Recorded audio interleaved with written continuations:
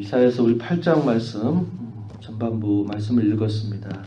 이사야서 8장의 내용도 어제 말씀드리는 바와 같이 이사야서 7장부터 12장까지 쭉 읽는 그 본문은 당시 유다 나라의 정치적인 혼란의 상황 속에서 하나님께서 유다 백성들을 향해서 주시는 말씀이었습니다. 유다 왕조가 아하스 왕이 다스리고 있던 때에 당시의 국제적인 정세가 배경이 돼서 하나님께서 말씀을 전해주시는데 당시에 북이스라엘 나라와 아람 나라가 서로 연합을 해서 이 유다 나라를 침공하게 되고 이 침공으로 말미암아 유다가 큰 어려움을 당하게 될 때 하나님은 선지자 이사야를 통해서 다른 것을 바라보지 말고 오직 여호와 하나님을 의지하라 하는 말씀을 전달합니다. 북이스라엘 나라나 또 이 아람 나라가 아무리 그들이 연합을 해서 유다를 친다 할지라도 그들은 연기나는 부직갱이에 불과하다. 두려워하지 말고 하나님의 말씀을 들으라고 이야기합니다. 그래서 징조까지 하나님께서 내가 징조를 원한다면 내가 징조를 보여주겠다 하지만 당시 아하스 왕은 하나님께 징조를 구하지 않겠다고 이야기합니다. 시험하지 않겠다고 이야기합니다. 그러자 하나님께서 친히 한 징조를 말씀하시는데 소위 임마누엘이라고 하는 징조입니다. 태어날 한 아기가 이제 어릴 적에 이 북이스라엘 나라와 아람 나라가 멸망하게 될 것을 이야기하고 마침내 하나님의 말씀을 듣지 않는 유다 민족도 결국 하나님의 심판이 임할 것이다. 그러나 그 심판 이후에 하나님의 구원의 역사가 있을 것이다 라는 것을 임마누엘 아기라고 하는 그 예언을 통해서 그 징조를 통해서 하나님의 말씀이 반드시 이루어질 것이다 하는 것을 보여주셨습니다.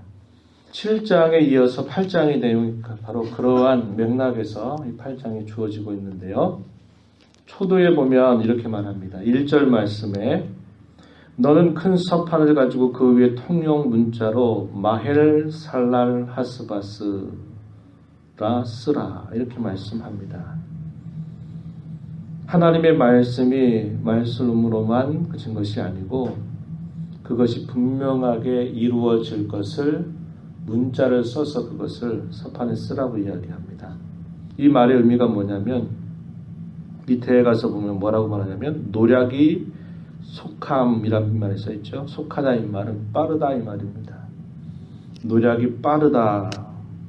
전쟁의 결과로 인해서 아픔이 빠르게 진행될 것을 이 표현을 통해서 말씀하고 있는 겁니다. 그리고서는 구약의 가르침에 따라서 두세 증인이 그것을 증언하도록 하는 것처럼 하나님께서 증인 두 사람, 진실한 증인 두 사람을 말씀하시는데 2절 보면 제사장 우리야와 그 다음에 스가랴라고 하는 인물에게 불러서 그것을 증언하게 하겠다 이렇게 말합니다. 이 말은 구약의 참 증인의 요건을 말씀하심으로써 이 말이 결코 헛된 말이 아님을 이야기하고 있는 것입니다.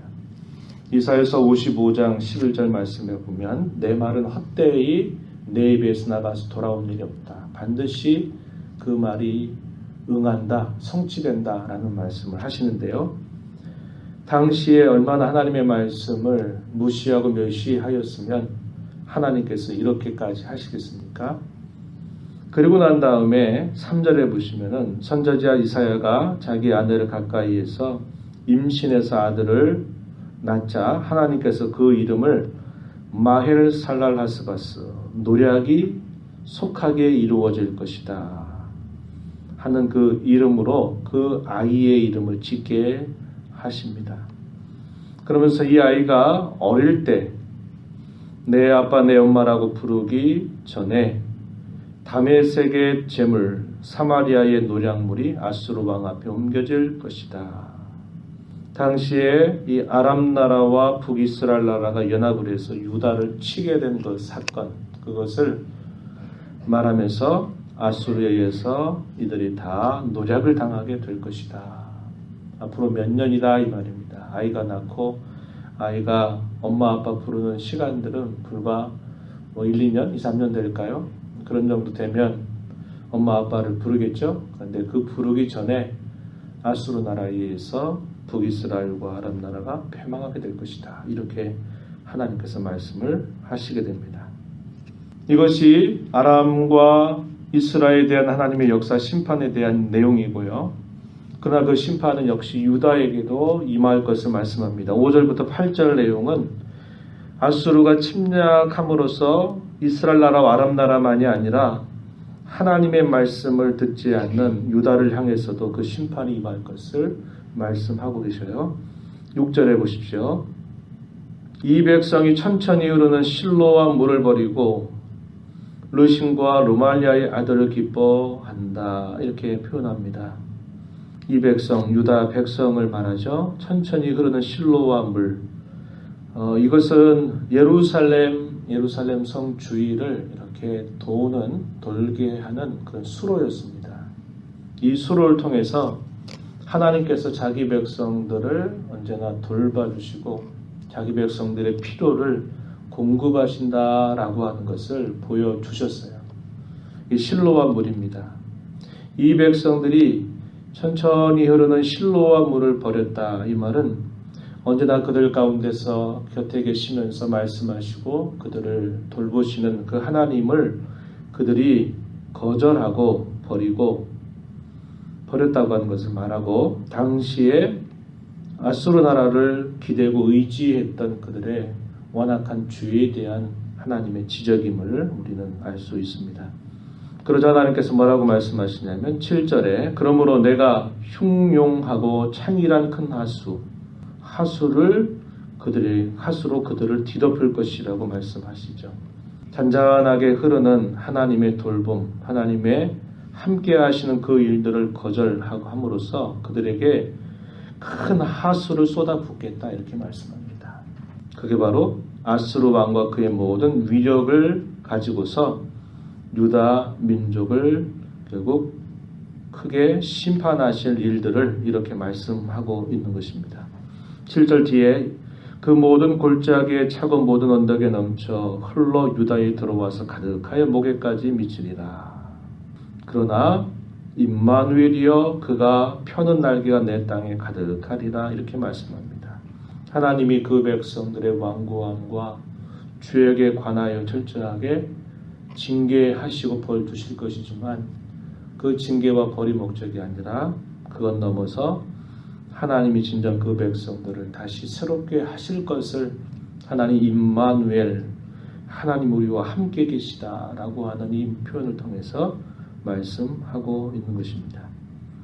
다른 민족들, 주변에 있는 많은 민족들을 향한 그 민족들의 모든 도모들이 다 허망하고 다 소용없을 것이다 라는 메시지를 9절 이하로부터 하나님께서 증거해 주고 계십니다.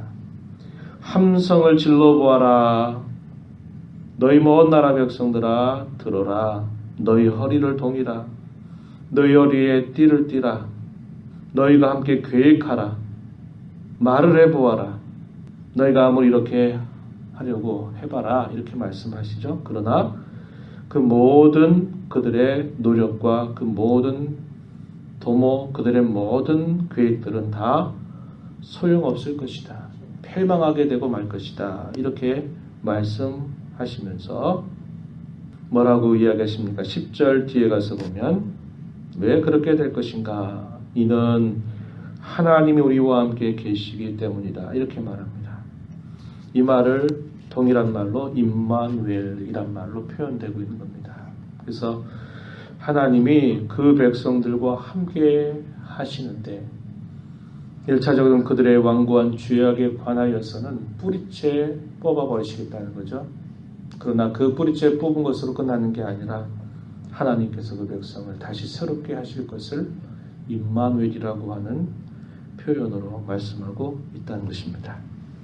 그러한 말씀을 듣는 하나님의 백성들을 향하여서 하나님을 두려워하면서 그 말씀을 가슴에 품고 하나님을 향하여 자신들의 허물과 죄를 자복하고 돌아오는 자들에게 하나님은 그들의 진정한 피난처가 되실 것이다. 이렇게 말씀해요. 그러나 반대로 이렇게 하나님께서 이렇게까지 징조를 보이면서 말씀하심에도 불구하고 여전히 하나님을 두려워하지 않고 그분의 말씀을 가볍게 여기는 자들에게는 하나님께서 하나님 자신이 큰 장애물이 되게 되실 것이다. 그런 말씀을 해주고 계십니다.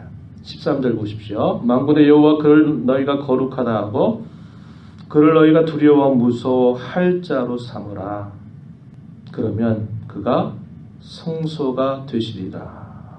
시편의 말씀을 우리가 쭉 읽어오면서 고난 가운데 항상 바라보았던 것이 어디였습니까? 내가 성소, 여호와의 집에 거하기를 바란다. 이런 걸 표현했죠. 그게 뭡니까? 진정한 피난처, 진정한 안전처, 진정한 도움이 되시는 하나님을 찾는 것입니다. 내가 너희에게 성소가 될 것이다 라는 말은 하나님께서 진정한 피난처가 되어주실 것이라는 겁니다. 그러나 이 말씀을 하시면서 그 말씀이 이루어질 징조까지도 이렇게 보여주고 하나님이 하심에도 불구하고 그 말씀을 듣지 않는 자들에게는 어떻게 될 것인가? 14절 그러나 이유 보십시오. 이스라엘의 두 집에는 걸림돌, 걸려 넘어지는 반석이 되실 것이다. 예루살렘 주민에게는 함정과 올무가 되실 것이다. 많은 사람들이 그로 말미암아 걸려 넘어질 것이며 부러질 것이며 덫에 걸려 잡힐 것이다. 이렇게 말씀하고 있는 것입니다.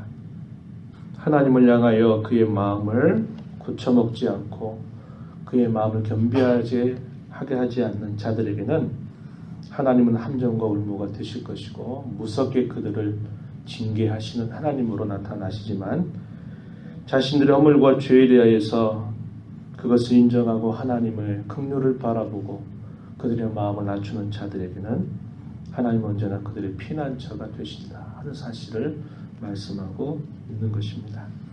우리가 오늘 이 말씀을 보면서 우리는 하나님을 경외하고 두려워하는 자, 그분의 말씀을 반드시 임할 줄 알고 그 말씀을 따르는 자들로 살아가야 되는 하나님의 자녀다라는 사실들을 다시 한번 확인하고 우리의 마음이 죄로 인해서 교만해지고 완악해지지 않도록 그것이 계속 고리부리게 된다면 하나님은 큰 징계와 아픔 외에는 우리를 고치지 않는다는 겁니다.